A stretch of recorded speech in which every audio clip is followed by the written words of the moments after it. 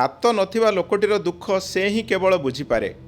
थरे भावंतु जार हाथ जन्मरू नाही किंबा कौनसी दुर्घटनावशतः हाथ हरई देइछि से किपरि तार दैनंदिन कार्य करुथिबो। सतरे एथिपई से केते कष्ट अनुभव करुनथिबो। तेबे यार समाधान करिया पई हैदराबाद स्थित एक कंपनी उन्नत ज्ञान कौशलर प्रयोग रे कृत्रिम हाथ विकसित करिछि। दिव्यांगों पई यह सुलभ मूल्य रे उपलब्ध होई पारुछि। दिव्यांग जनकु यह आत्मविश्वास, आत्मनिर्भरता एवं नूतन जीवनर राह प्रदान करुछि। हैदराबादर हाईटेक सिटी थिबा कंपनी मेकर साहिब हाथ हराइथिबा दिव्यांगों पई कृत्रिम हाथ तैयारी करिछि। एही नूतन ज्ञान कौशलर व्यवहार फल अनेकों जीवन में परिवर्तन आसीछि। एही विकसित हाथ एक बायोनिक बाहु जहा केवल एक मेसीन नुहे बरं एक नूतन आरंभर प्रतीक।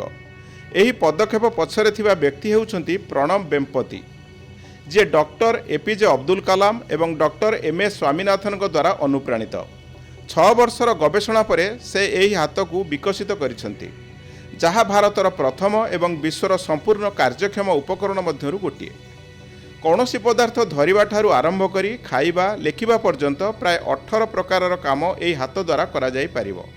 सबुठारु गुरुत्वपूर्ण कथा हेउछि जे एहीपरि बायोनिक आर्मर मूल्य विदेश में 30 रु 40 लाख टंका मध्य थिबा बेले भारत में यह 5 लाख टंकारु कम मूल्य रे उपलब्ध हेउछि।